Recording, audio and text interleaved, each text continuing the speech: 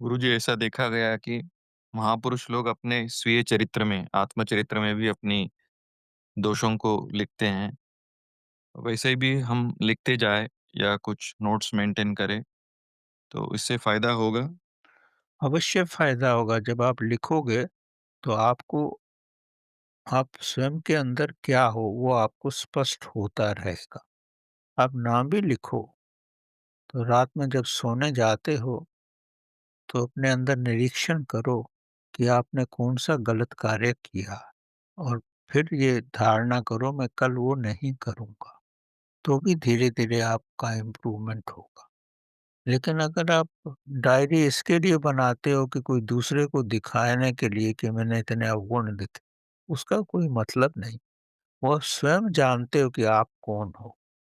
मेरे को बोलने की ज़रूरत नहीं है कि मैं आपको आप स्वयं जानते हो कि आपके अंदर क्या कमियाँ हैं और क्या अच्छी बातें हैं। सद्गुरु क्या होता है वो स्वयं जानता है। लोग उसको अगर आके थूकें भी, उसको गाली भी दें तो उस पे कोई असर नहीं होता उसका, क्योंकि उसको पता है कि वो क्या है, वो कौन है, किस भावना से उसने बोला है। दूसरे तो उसको गलत भी समझ सकते हैं, समझने दो, 2 दिन के बाद फिर ठीक हो जाएँगे। अब जैसे महात्मा बुद्ध थे, वो कुछ भी बोलते थे तो जिनकी समझ में नहीं आता था और वो बुरा-भला बोल देते और कुछ लोग तो इतना नाराज़ होते उन पे थूक के भी चले जाते थे। तो अपने शिष्य को ये बोले कि वो थूक के गया क्योंकि उसके पास कोई शब्द नहीं है मेरी बातों को काटने का। जब उसको समझ में आ जाएगा 10-15 दिन, महीने भर में, तो आप खुद ही माफ़ी माँगे। तो सद्गुरु जानता है वो क्यों बोलता है ऐसा।